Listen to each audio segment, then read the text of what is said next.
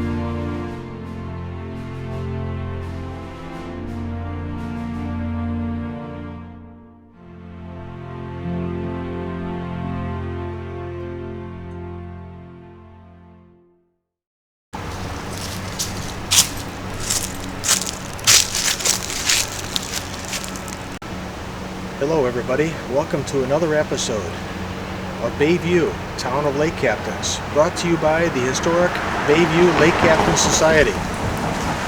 Our membership is free, we do YouTube videos, we have a newsletter and an interactive website honoring Bayview's 71 lake captains from 1878 to 1968. We also have free self-guided walking tours using your phone, so look us up. Check out our website. I'm standing now on Burrell Street in front of the house of John Leisk.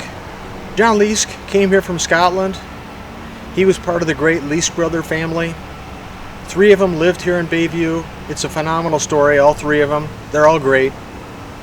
I hope you enjoy this episode because, if you want to talk about maritime heritage and history worldwide, these 3 brothers have got it. John Leisk, who has an unusual connection to my home, where Captain John Broch lived, where Bayview's only female ship owner lived, Johanna Broch, over on East Lincoln Avenue. Anyway, John Leisk helped out John Broch get a ship to captain, but unfortunately that ship sank and John Broch went down with it.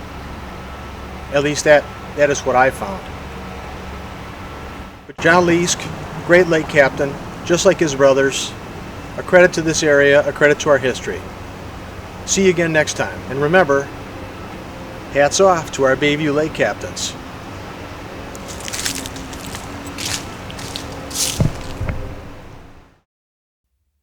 Welcome to another installment of Bayview, Town of Lake Captains, where we discuss the lives of the 71 different lake captains that once lived in Bayview, Wisconsin, during the late 19th and early 20th centuries, in the age of sail and steam. This discussion will include their ships, their homes, their families, and their lifetime of sailing adventures on the Great Lakes.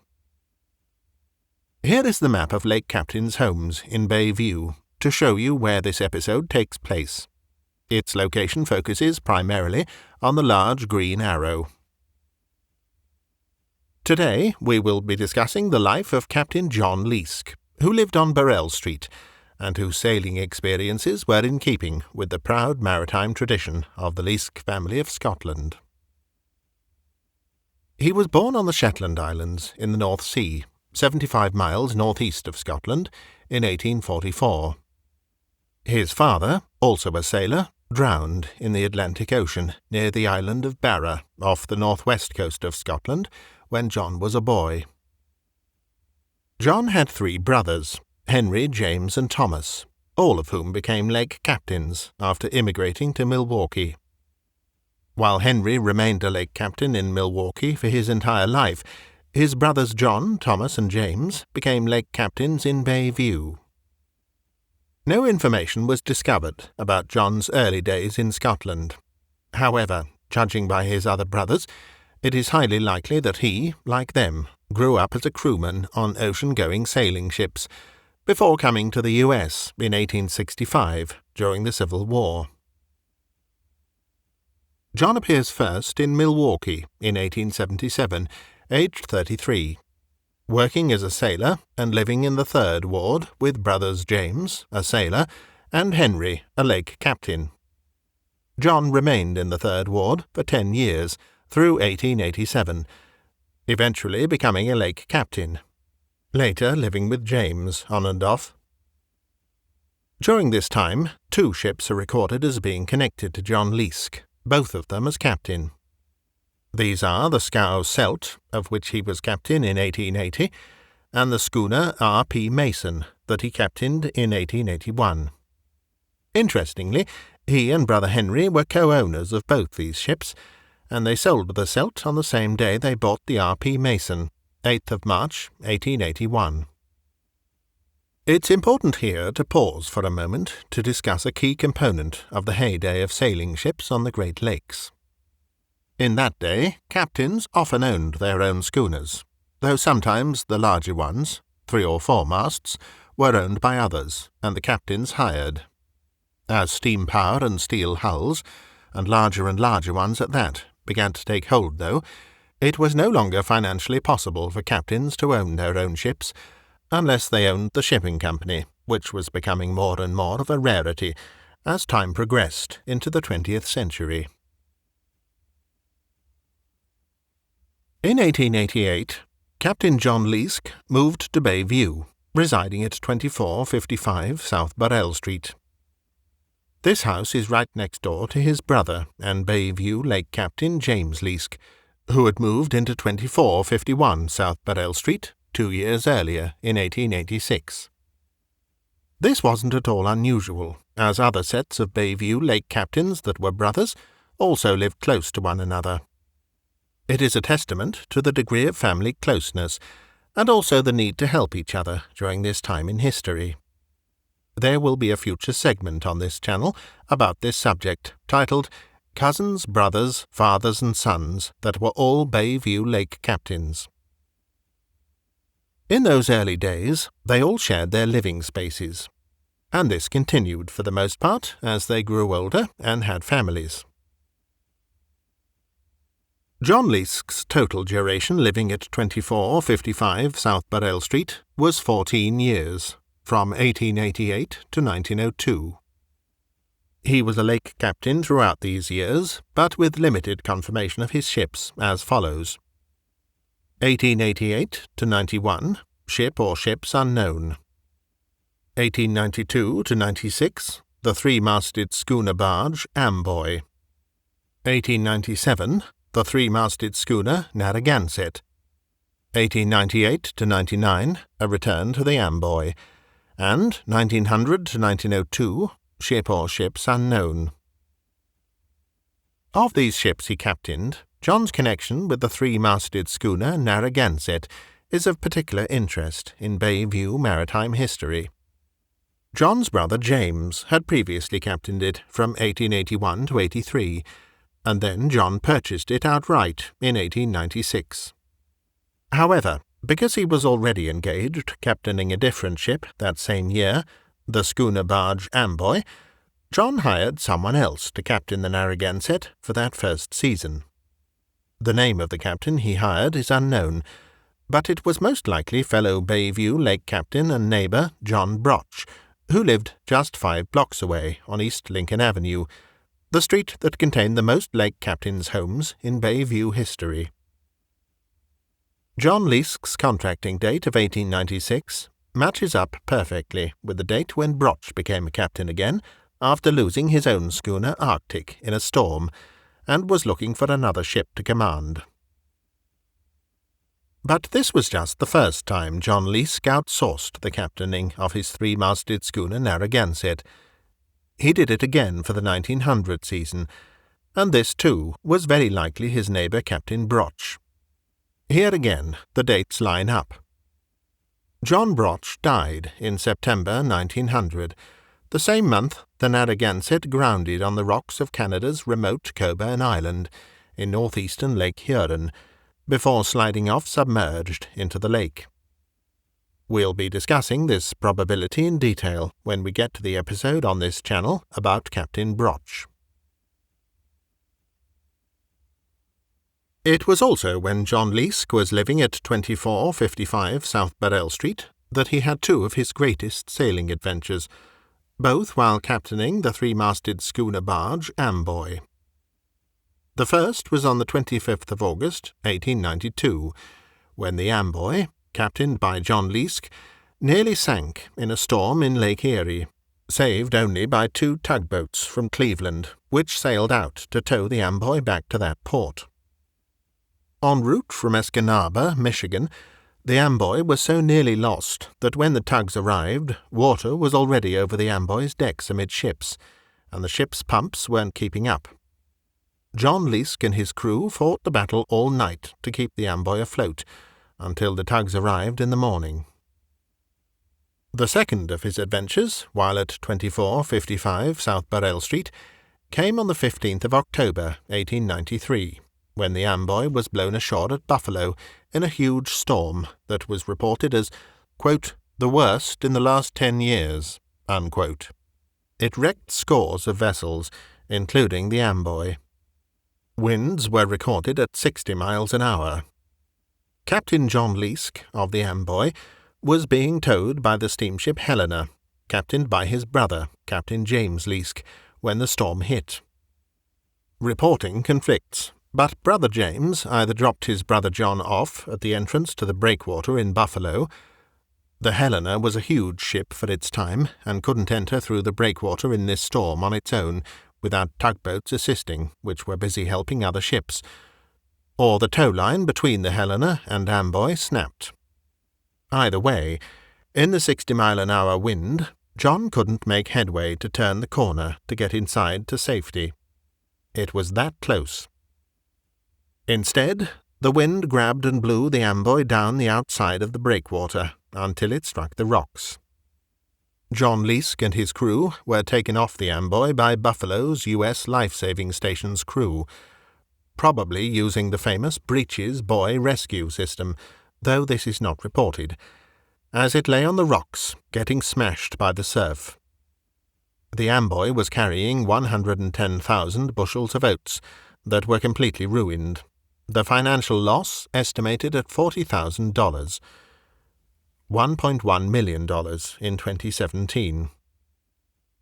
tugboats were later finally able to get outside the breakwater and get a hold of the still floating, though smashed, Amboy, and tow it back inside Buffalo Harbor. After repairs there, the Amboy got under way again 2 weeks later, on the 31st of October, 1893. Given the above near brushes with death, it's very telling about John Leisk's personality that just a couple of years later he reported his occupation to compilers of the 1895 Milwaukee City Directory as being a seaman, even though he was a lake captain. Who but a humble man would proclaim himself a seaman when in fact he was a captain? And he wasn't alone. A lot of them did this.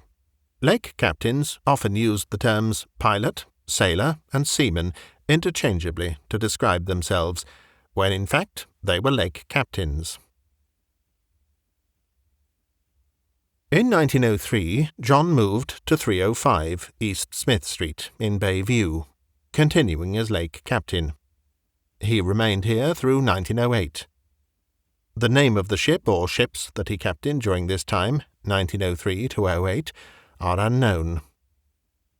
In 1909 he relocated once again in Bayview, this time to 336 East Wilson Street, which was across the street from his brother Thomas, also a lake captain, and maintained it as his home of record through 1917. It also appears that in 1909, now aged 65, John decided to retire.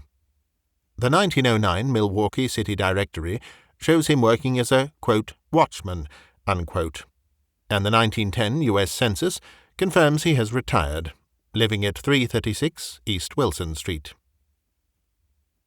Now, here is where things get interesting. It appears at this time he got an opportunity to go to sea again, and decided to come out of retirement for one last hurrah before sailing off into the sunset.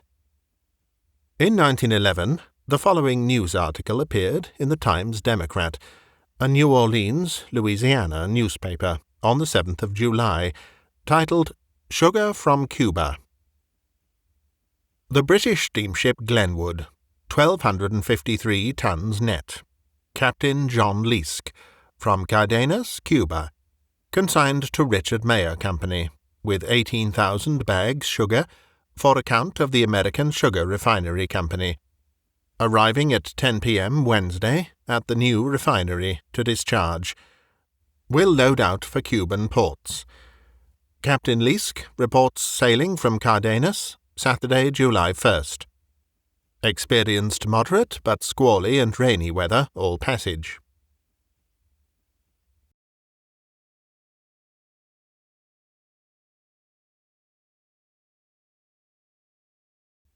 While there certainly could have been another John Leisk, even possibly another Captain John Leisk, what makes this report entirely plausible for Bayview's Captain John Leisk is that 1.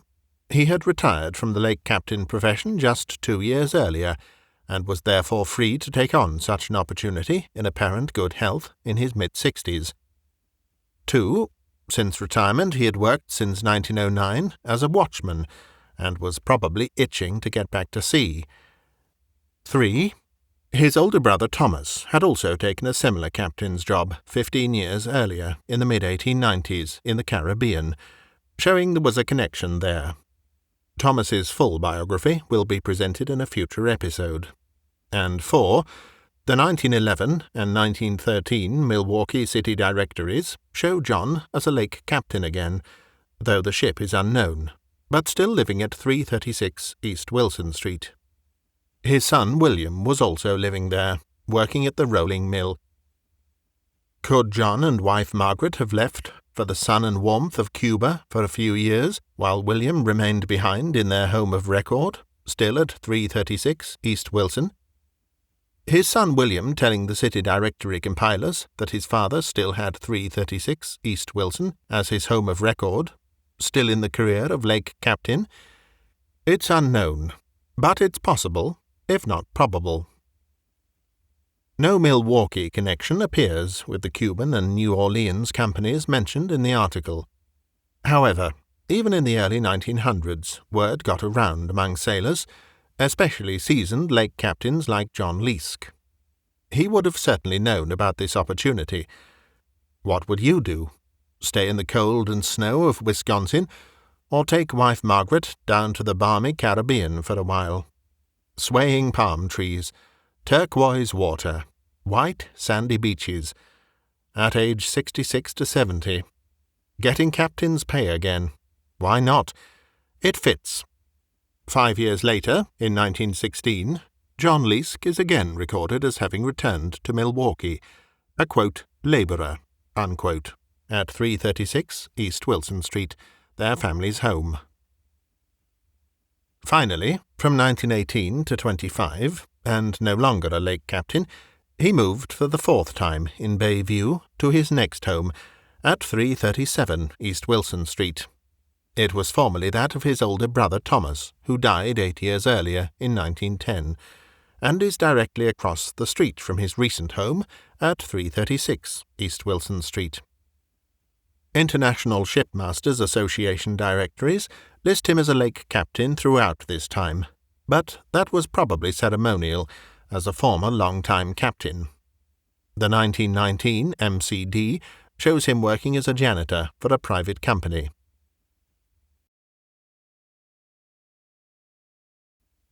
John Leisk married wife Margaret in 1882 while living in the 3rd Ward and before coming to Bayview. Like John, Margaret was also born in Scotland, 1856, and immigrated to Milwaukee in 1882, the same year they got married. She is later documented working as a stenographer. Their early years together, however, were marked by tragedy.